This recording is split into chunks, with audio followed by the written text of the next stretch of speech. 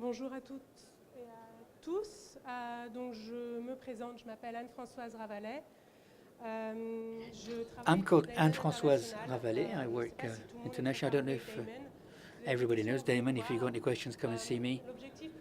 The idea for today is to talk about a challenge that we've got with our partners, industrial partners and distributors on sustainability in shops. I'm on innovation and trends. I'm not an expert in products, far from it. I'm an expert on drivers.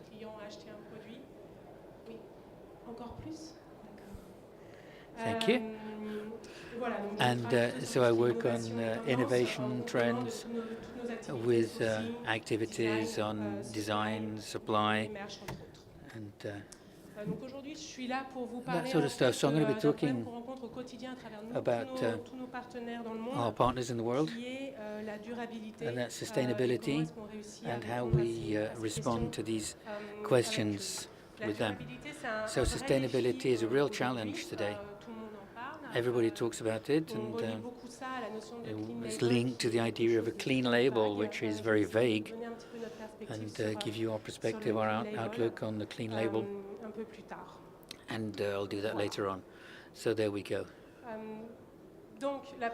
So the presentation is going to be based on three areas: defining the vision we have today of what the clean label is, and try and show you in more detail issues which are specific claims. There's going to be a lot of English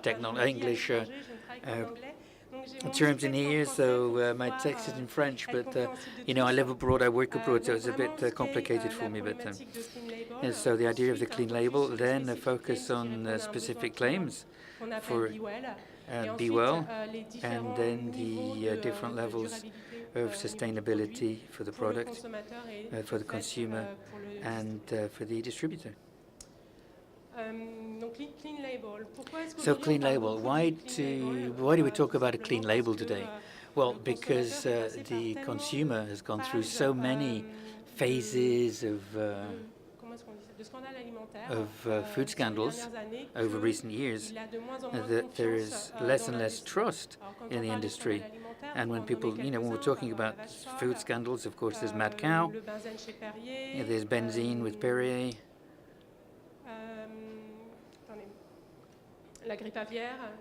avian flu, horse meat, and baby milk. So this linked to the fact that now consumers have access to massive information. They're invaded by this massive information they can't interpret. They trust other people to interpret it for them, and so they trust less and less what they find in shops. I mean, you can make any effort you want, there will always be this lack of trust. We can talk in another field about what happened for Ben & Jerry's, where they found glyphosate in their ice creams. So I mean, it's a real problem for them. So as a consumer, what's very difficult for us is we're just as much producers as consumers, and we've got all this information, and we realize that the customers are reading more and more what's on the label, and the label which they can't necessarily understand as well. So our challenge for all of us is to enable them to regain trust in what we're putting on the shelves. And as well, you know, because even on things that might seem natural, such as the claim natural, I mean, they don't even trust that. I've heard a lot about, you know, natural is a marketing term. It doesn't mean anything. And probably because there's no legislation on it, there's no actual framework giving a meaning to the word natural. But consumers don't trust terminology like natural, healthy. These are all things that leave consumers a bit skeptical. I mean, there's some figures there from Nielsen US, I think.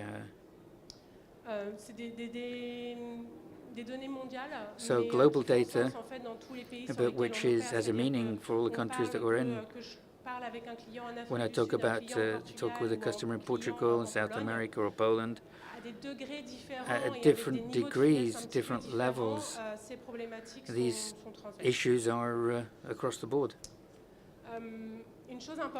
An important thing is that there's been a big shift in everything that's healthy over recent years. A few years ago, when people talking about healthy food, it was a consumer who was an expert in their field, who knew what they were looking for, who looked at the packaging, who was looking for something very clear, very specific in terms of the product. Now today, as there's massification of everything that's healthy, consumers want to understand what they're buying, but they haven't got everything they need to read it.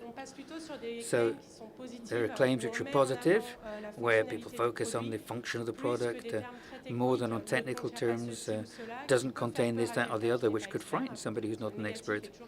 The negative is always something, when you're not an expert, is sort of an alert. So we try to look more at positive claims, such as protein. I think protein is something that you see emerging the most, or cage-free for eggs, prebiotics, probiotics, things like this. Two examples that I find very interesting. One comes from Australia, where the brand Super Nature Superfood, apart from communicating on the fact that they're superfoods, on the back of the package they explain what the benefits of each of the ingredients is, to educate customers who are going to become increasingly aware. Passive life as well. They're quinoa frozen foods, and the benefits of quinoa are not necessarily known by everybody. So very positive claims of why quinoa, it's protein, it's organic, and the benefits of the product for consumers. Now all of this leads us to the clean label. Clean label is something that's very complex. It comes from industry, not necessarily the consumer. I think if you ask a consumer what they understand by clean label, they're going to be fairly confused. It's something that speaks more to us in the industry, and we've all got our own different definition of what it is, because we all interact on a different sector. And Damon, we work on the whole value chain. We've tried to have a definition which is common to all the players. So we've identified 5 major components of the clean label. I describe them very briefly and then go into detail on a couple of them. The first one is the transparent supply chain. And we heard recently Walmart had the blockchain approach. Carrefour as well, I think, in Europe is beginning to have this approach, totally linked with this. So it enables the consumer to see and to trust the product, where it's from, where it's been, where it's through. And, apart from cows in fields, we see a lot in the UK. So the idea of reconstructing, rebuilding trust, being totally transparent on the whole logistical chain of the product, right through to the shelf. Then the idea of sustainability.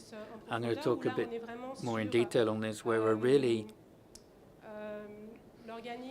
the organic, fair trade ingredients which are safe for the consumer. The specific claims, here we're going to talk about products which are going to have a benefit for the consumer.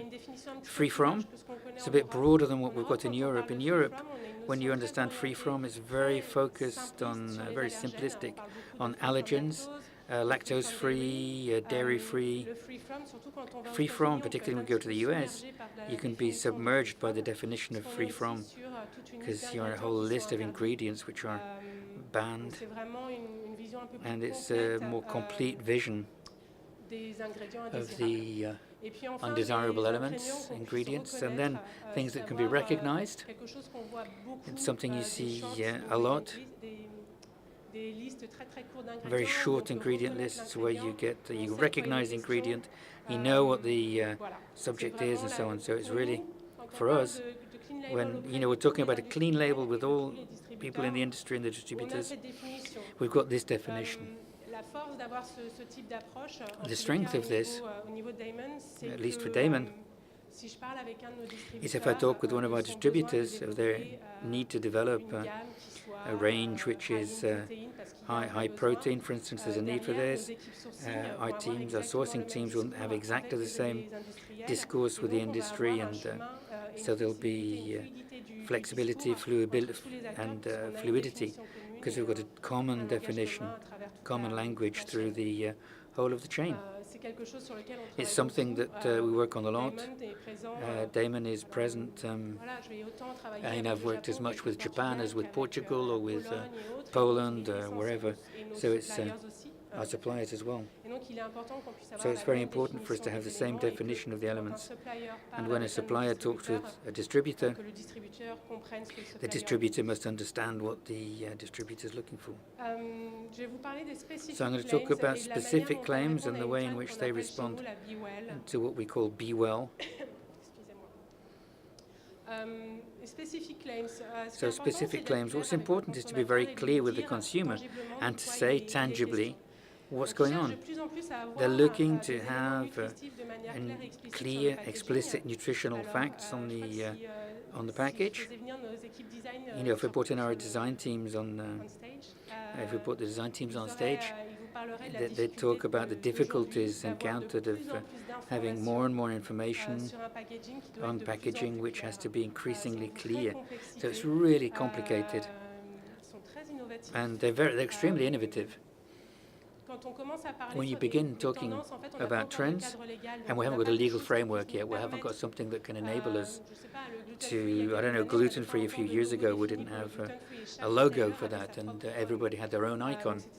It was very complicated to have a common language.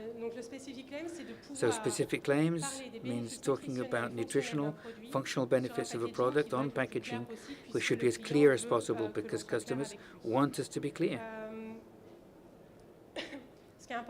What's important as well is that we've gone from a customer who was an expert to someone who's much more mainstream and somebody who doesn't know the benefits, and you've got to explain what the benefits are. Today, people talk about superfoods a lot, and when you start looking at the list of superfoods, I don't know if you've done this, but when you look, sometimes you say, well, hang on, there's nothing different from what I eat every day. You know, I come from Brittany, so buckwheat is part of my naturally, you know, it's gluten-free and it had benefits and everything, and you know, apart from being good, you know, with eggs, ham, and cheese. Same thing in Portugal. One of the most basic products in Portugal is called lupin, and you eat it with beer. You drink beer when you eat it. And it's cheap, it's really cheap, lupin seeds. And it's very difficult to explain to a Portuguese person that lupin is extremely protein rich and it's very healthy. And so they've got to change the way they see the product. So these are all challenges that the industry has to face up to. So eating better, eating healthier, and they've got to believe in it. So this is all part of the trend that we call Be Aware, Be Well. And we're looking at macro trends. So you can see the trend wheel. We look at that every couple of years. We've got 7 major trends, and it's a way for us to communicate with everybody in the distribution sector, right through to the distributor. So what is Be Well? Well, I think everybody experiences differently. I mean, we've got an approach, we had an approach which was eating simply, and it's to well-being now. People don't just want to eat for, you know, they want to have a much more holistic idea of their lives. And they're looking for well-being and wellness and all these things, you know, how many calories, what's the nutritional value and all that sort of stuff. And that's because people want to feel good, not just for a specific element. So we call that the Be Well trend or tendency. Rodel Industry and Institute and FMI say that people see food as a medicine almost, not just Rodale is in the US. But food is not just a vital need, it's got a role beyond that. And customers are looking to have health benefits from these products. So when we're talking about a specific regime, Nielsen in their Global Health and Ingredients survey showed that the majority of the population, I think it's something like 60% of the population in the world today, has got a diet where they remove part of the environments, whether it's sugar, salt, starch, and consumers are looking to remove things that they consider as being dangerous. Now, what's interesting in the study is that the fact that purely for health reasons, for lactose or gluten rather, is for diets that are proactive. That's what we see as well with vegetarianism and veganism. It's really popular. They're not necessary, but it's more a question of belief. So you can see that consumers have got an approach which is more proactive on their health and on their food. And it's more than reactive, so, where people were removing salt because people had cardiovascular problems. Today, the WHO has got the whole discourse saying that our food has got an impact on chronic illness. Consumers are increasingly aware of this type of issue, and they try by anticipation to cut and to adapt the way they eat for questions of cholesterol, diabetes, and other things. There's two that come to mind, but there's lots of others. And yet again, I think it's not something which is focused on the US or North America or Europe, but it's something which is global. I mean, in South Africa, people are getting us to develop ranges which are low sugar, low salt. The taxes on sugar are very, worldwide even, not just developed countries. It's something that we're finding in, Mexico is well known for obesity, but there is a global awareness now at varying levels, but of the impact of consumers have of the food on their health and well-being. Now, vegan. I don't know if vegan's very present in France. A little bit. In Portugal, for instance, it's a country where, Portuguese eat a lot of fish, a lot of meat, and even in Portugal, I think it's, the number has increased over the past 10 years, about 300% to 400%, something like that. So why vegan? Well, there's influencers. There are personalities who are going to influence, and particularly young people. And there are real drivers, such as health. We know that people eat more meat than they need to. There are drivers from religious, cultural point of view, animal welfare, and as well the environment is part of, is one of the reasons why people become vegan. There's more and more communication.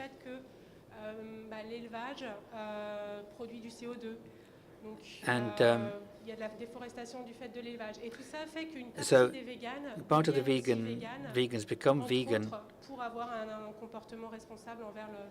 and not just, not just for the planet, not just themselves. And when I started studying the trend of veganism, I didn't expect to come across that, but there is there's a genuine need for a certain number of new things in vegan, apart from animal welfare and the environment.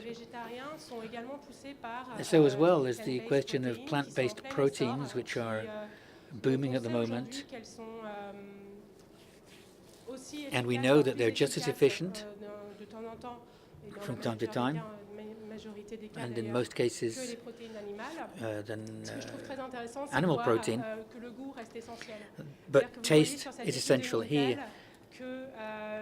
This Mintel study said animal protection, why people are going to consume plant-based proteins, it's minor in relation to the taste. So it's interesting to see health is linked to the taste, It's not where a healthy product is tasteless and a tasty product is bad for you. That's over now. But it's a big challenge that we've all got to face up to, and to see that plant-based protein is well known for its taste, because maybe we innovate a bit more because it's new and it opens up doors for us to go towards different things. And it's seen as being more healthy, to the extent that it's really something that means that distributors are going to embrace veganism. Carrefour is probably one of the precursors in this, with the veggie range launched in 2005. Recently, over the past 2 or 3 months, in the UK, Tesco, Wicked Kitchen, Asda is doing it, Sainsbury's, but Lidl has got a whole range called My Best Veggie. I don't know if it's present in France or not, which is vegan. Aldi and even McDonald's. Even McDonald's is going vegetarian. So I think if you've got mainstream food service going down this path, it means that it's something that we've got to think about. Vegan and vegetarian items have always been on the shelves, and they've been more or less processed. But seeing their prevalence shows that there's a new step in healthy eating. And a lot of people, based on studies, are turning to this type of consumption, even if they're not necessarily vegan. It's just they seem tasty and appetizing.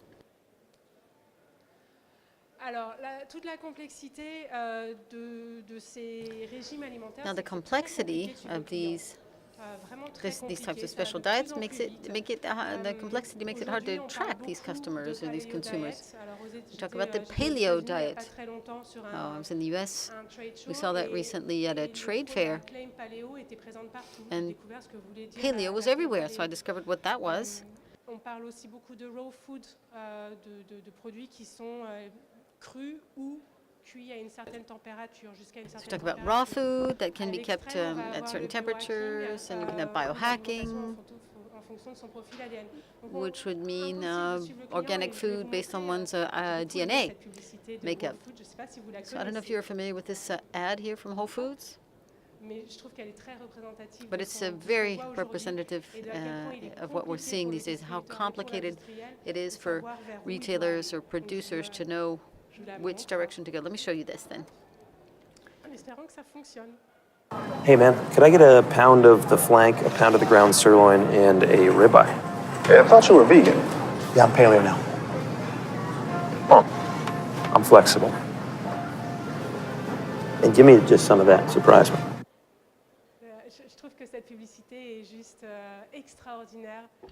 I think this is extraordinary, just to show us how complicated it is. We're all just kind of lost. I am, personally. I always have a hard time keeping up with all of the most recent diet trends. I've discovered biohacking recently, and if I think if I explained that to my parents, they would look at me with like very wide-eyed and question marks. So, but we're seeing increasing amounts of different initiatives here. So I'm just trying to explain the challenges that we're faced with and how we're trying to meet those with our retailers. Another challenge is sustainability. I find it interesting that even in the specific claims, the fact that people are becoming vegan for the environment, it just shows you that things aren't black and white. There's a lot of overlapping across the trends. So Rodale, one of the pioneers of organic food, said healthy soil, healthy food equals healthy people. I find it's just saying that everything is connected. So sustained farming is not just for us, it's for the planet because it means healthier soil. And that means healthier food. We talk about cooperating with nature instead of trying to control or tame nature. These are the foundations of sustainable practices. And I went to the Rodale Institute and I realized that we just really don't have a choice. Today we have to go in this direction, but the big question is how. And that we all need to try and accompany consumers in this direction and get them to turn away from buying products that aren't good for them or good for the planet. Okay, so sustainability.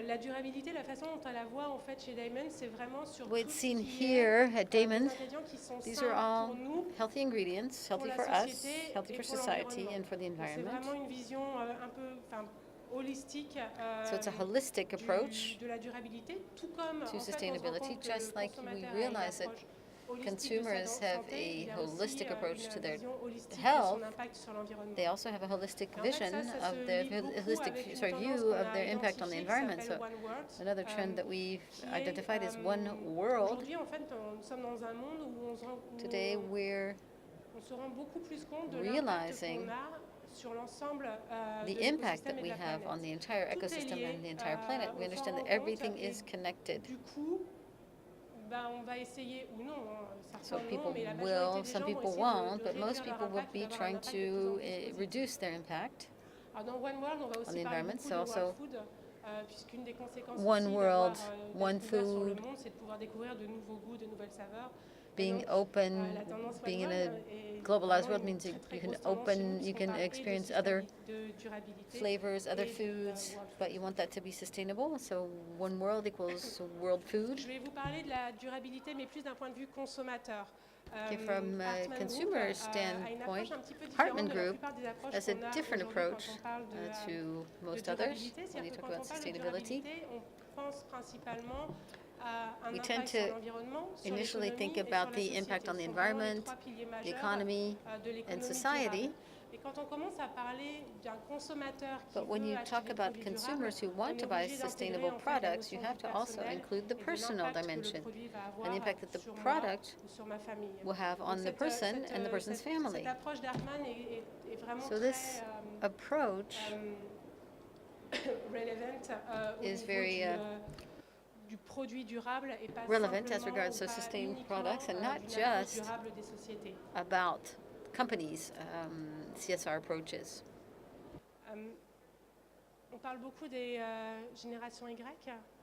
So we hear a lot about the Y generations, Y generation, and the millennials. I'm trying to get an understanding about them. In 2016, in the Consumer Goods Forum, we conducted a study across some 14 countries to understand the impact of the Y generation on retail. And what we realize is that the generation is similar in some areas and very different on others. Price is key. We also realize that in their purchasing, they include their personal causes and their beliefs. So in products or in the company, they want connections to their personal values. Wasn't the case, it was less so the case in the past. So the consumers are much more volatile. I was talking about unloyal customers, volatile customers. You have to be very careful with them as regards the company's values and est en totale actions. adéquation avec l'étude And this makes de sense, and this comes out of the qui nous Flashman-Eilert montre qu'en fait, il y a study une réelle corrélation that shows the entre true correlation ce que l'entreprise fait et ce que between what l'entreprise companies comprend, do et ce que le consommateur and what the comprend. Et donc, en consumers fait, understand, or what the consumers get out of it. les actions se So, rapprochent de ce qui est communiqué, the closer le meilleur the company's l'entreprise actions sera are perçue par les in line with their consommateurs, communication, le meilleur the l'impact sera better auprès des the impact clients. is on the customers in terms of C'est aujourd'hui credibility quelque for the chose auquel company. on ne peut pas être aveugle, on ne peut pas se That's why dire today you ça va can't passer, say, je verrai this ça plus too will tard. pass, C'est I'll vraiment manage quelque it chose later. que l'ensemble des acteurs doivent All considérer stakeholders, aujourd'hui. all retailers, everyone in the entire 69%, alors voilà, line of 69% production des has to clients be aware of aujourd'hui this. veulent avoir plus de visibilité sur les mesures 69% prises par of les customers industriels want au niveau de la visibility durabilité. on Ce sustainability qui est aussi practices intéressant, c'est de se rendre in compte que c'est des companies. choses que les industriels font déjà. Alors It's on a important to énormément de see chemin, that many companies mais are already on a aujourd'hui on board, des entreprises but there's still a lot of qui ont progress adapté leurs to be produits made. ou leur communication ou leurs Many actions pour companies, prendre en rather than compte ce besoin taking du into consommateur account d'avoir consumer plus de needs for visibilité more sur les visibility actions and durables. sustainable practices, Intéressant de voir pendant les they're not doing entretiens enough.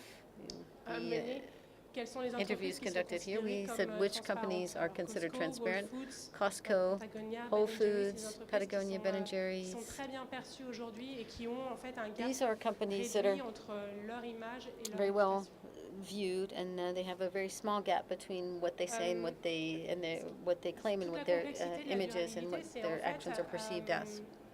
So, pour les distributeurs, c'est quelque for chose qui doit se faire retailers, et au niveau corporate, this has que to be le done on the consommateur corporate va beaucoup level, voir en fait. where Ce qu'il va beaucoup chercher, consumers see a c'est lot. What they're looking for nous is, sommes passés sur un éclairage LED pour réduire notre Okay, consommation d'énergie.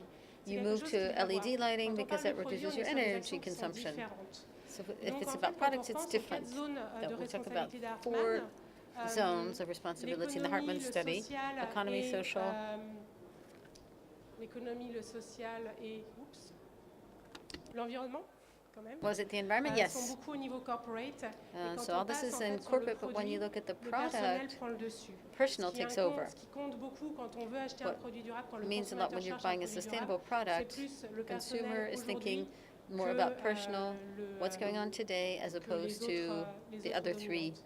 Alors, qu'est-ce sections. qu'un produit durable? So what Pour le is a consommateur, sustainable c'est quelque chose de product très for compliqué à définir. consumers? It's very Ce complicated dont for them on to se rend define compte it, for aujourd'hui, consumers c'est to que define it. le bio est sans doute la We forme think that la plus organic is développée à probably date the du most durable. developed Alors, on form va avoir of beaucoup d'autres sustainable choses. On va avoir products. tout ce We qui see est a lot of other local. things. We see On va local, avoir la transparence au niveau du sourcing. transparency in the sourcing. Mais cette étude de Global Data qui porte sur l'organique, sur le bio, This global data on organic food, il est intéressant de voir que les the question was problématiques asked, what does environnementales organic sont mean to clés you? pour You le can see that client. environmental Donc, ça veut practices dire are que key here. finalement, le bio fait vraiment partie So, in fact, intégrante organic is an de la integral durabilité. part of C'est la chose la sustainability. plus mature.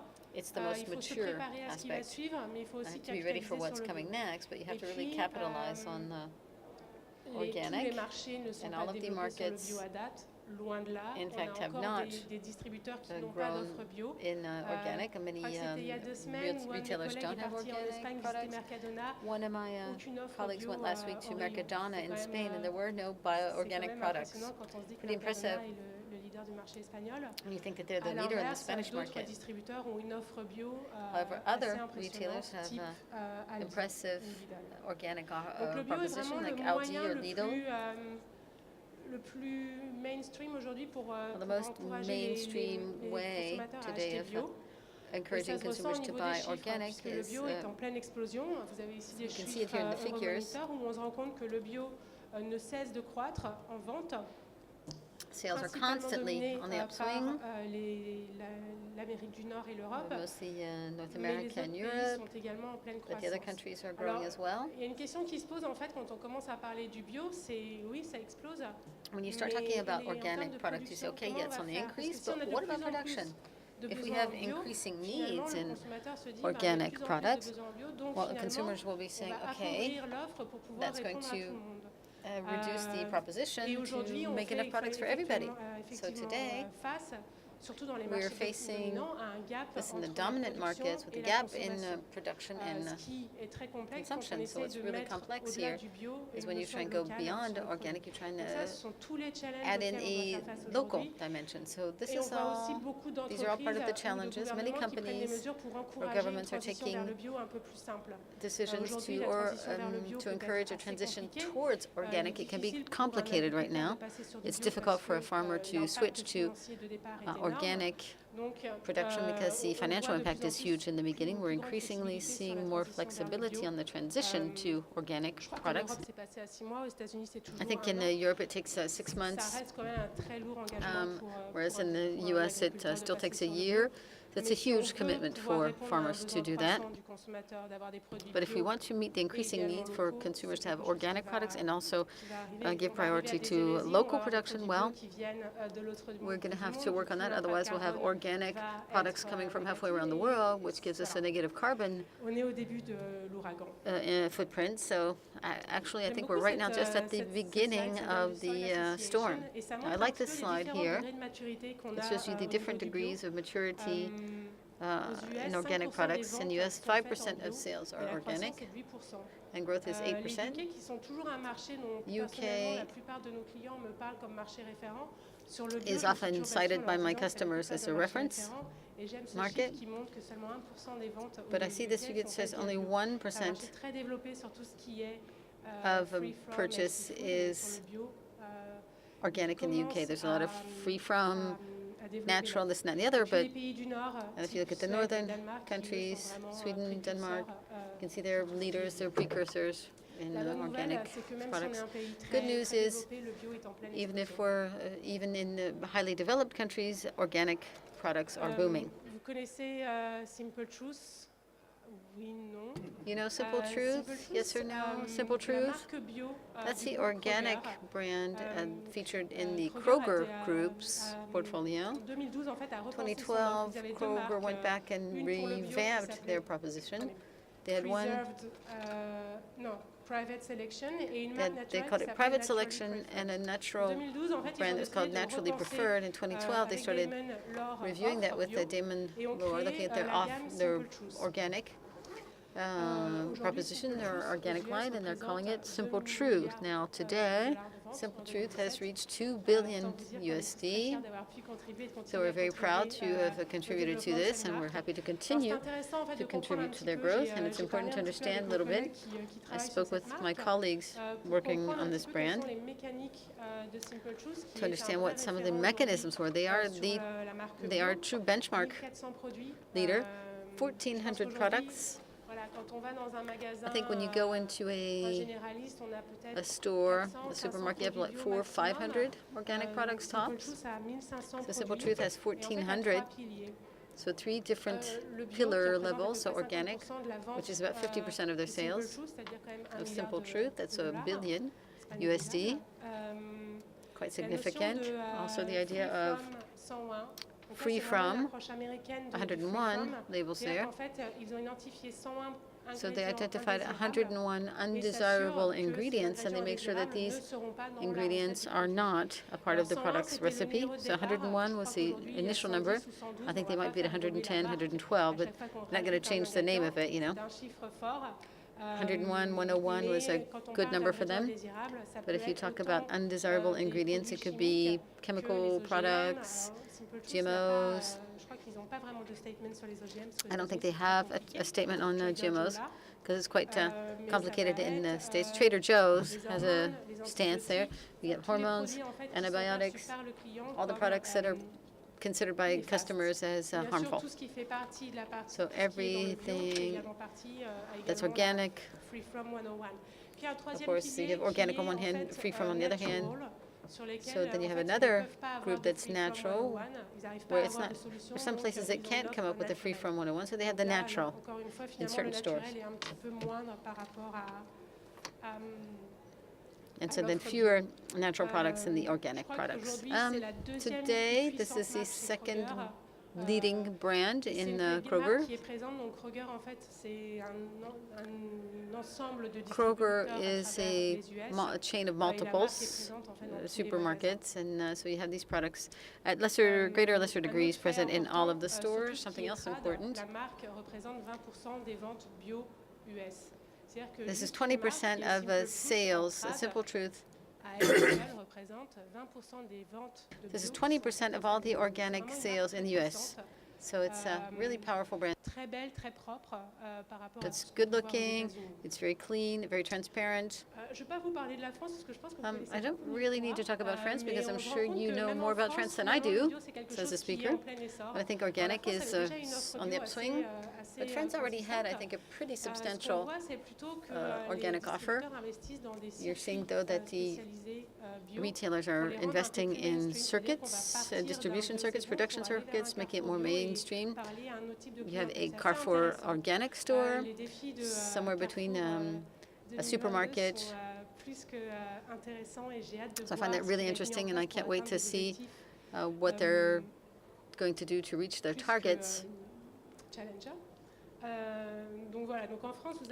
So in France, there is a lot being done in organic food. We have some brands. I think Danone announced that 5 or 6 of the brands are going to be all organic. So it's a just true generalization, rolling it out everywhere. But outside, you see that this is something that's growing across the world. Here you have all organic, $1 billion in sales.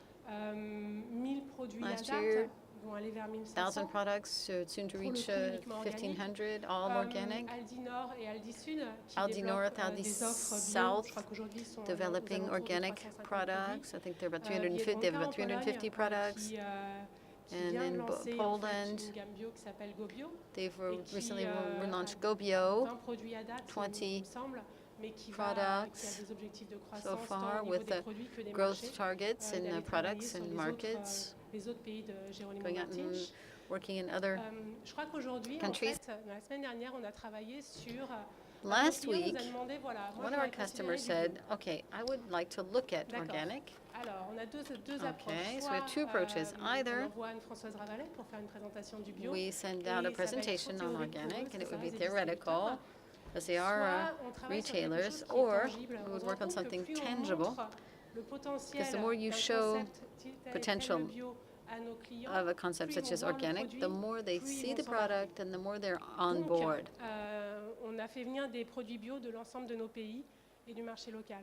So we brought in organic products from many countries and many local markets, and we set up a showroom of about 500 to 600 organic products in food alone. And I think it's a bit shocking for people to see how developed organic products are. Like if Portugal, Spain, it's a bit marginal, but they see that they're cross-category, and so it's a real awakening for them. And I think that's a whole lot more powerful than someone just presenting a PowerPoint presentation on organic. So 600 products. I'm not sure how many categories, but we had products from Simple Truth brought in, and here's when I realized that they were a separate brand. In Europe, we're very conservative. They're really just the basic products, very few developed or differentiating organic products, very conservative in Europe. Probably because we connect organic to the earth and the soil and natural. We're not ready for the processed or developed products yet, whereas in the U.S., Simple Truth has energy drinks and sport drinks that are organic and natural. So beyond having their huge retail network, they can be differentiating and take risks. And I think that's going to be the next challenge in Europe, is beyond having a range that covers the fundamentals of organic products. You need to go beyond to the next step and have the retailers be ready to take risks to differentiate, to come up with differentiating products, to really draw in the consumers. Right. Now, sustainability is organic, yes, but there are other things as well. It's interesting to see that Packaging is an essential part of the product, and we haven't included that yet in the sustainability. Now, Manta Point here is a paradise in Bali where you can go swim with the manta rays. So Manta Point, sorry, 2 weeks ago, a study you can see here looking at all the plastic waste and all this debris floating around. So packaging is a real issue that needs to be addressed. We can work on products that are good for the environment, but we also have to think about the containers of the products being good for the environment. And we've realized this over the last few weeks, that there are a lot of actions that need to be conducted in this issue. So this is for retailers, and at Damon, we work with Oceanario in Lisbon. That's the big aquarium there in Lisbon, and they're part of a foundation called the Blue Foundation to preserve the oceans and the flora and fauna in the ocean. So they came to see us because they have a real problem. They'll be working on protecting, preserving the ocean, but their gift shop is full of products that are plastic, having come from China, and a lot of pollutants there. So there's a non-fit there. But we have to come up with a solution to have a boutique, a shop that is in line with their philosophy. I mean, we can, of course, but would customers be ready to buy a 50-euro stuffed animal because it protects the environment? Well, that's where the idea came from. They came to see us so we could help them develop a concept and help them source the products. So there's a real challenge for everyone to have products that are sustainable. In fact, at Damon, I think it was an awakening for all of us to realize to what extent we had so much improvement to be made. So it's really interesting. But other than just like getting revenues, all the profits that you make would then go to associations that are working on preserving the oceans and the environment, because it's something that we have to improve. It's something we have to do. We need to go. We need to get going. We need to have positive impact on the environment. So just that boils down to packaging is an issue, and we need to work on that. Now, plastic isn't necessarily the enemy. Consumers have to understand that all plastics aren't bad. This month, I believe Ecoplaza in Amsterdam opened up a store that's plastic-free, so 700 products with zero plastic in the packaging, but made with the natural recycled products. So Ecoplaza, it's really upmarket, of course. Very beautiful, good-looking stores, good-looking organic store in Amsterdam. So they were the first here to implement the environmental procedure. We've heard about this, retailers in the UK talking about reducing plastic in the next 5 years, 10 years, but Ecoplaza already did it. So it's interesting to see that Iceland has decided that within the next 5 to 10 years, there would be no more plastic packaging on their own label goods. So we're just waking up to the need to eliminate plastic. And it will likely be organic food, organic products are growing, locals developing, fair trade's developing, all that's growing. Transparent supply is growing. One of the big issues in the future, and we'll be seeing on the labels, plastic-free. And I think that's something that everyone will be on board with, for the retailers and everyone requiring more holistic sustainability.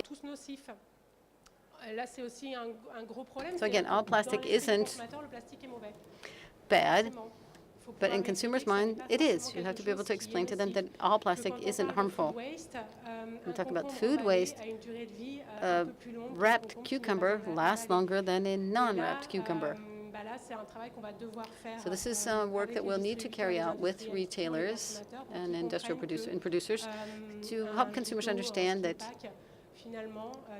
skin pack, say, on the product isn't harmful either to the product or to the consumer, and helps us reduce waste. which is a big issue for us today. So there you go. The world is very complex, very complicated, lots of turbulence out there, and I think all the retailers are lost out there trying to figure out where to start. And what we do with each of them is help them define all the issues and then figure out where they want to start, address an issue, working with the producers so that you have the right proposition on in your shelves, and then little by little moving towards more comprehensive solutions in line with your CSR policy. That's it. Vous avez des questions? Any questions? Non? Parfait. Merci beaucoup. Thank you.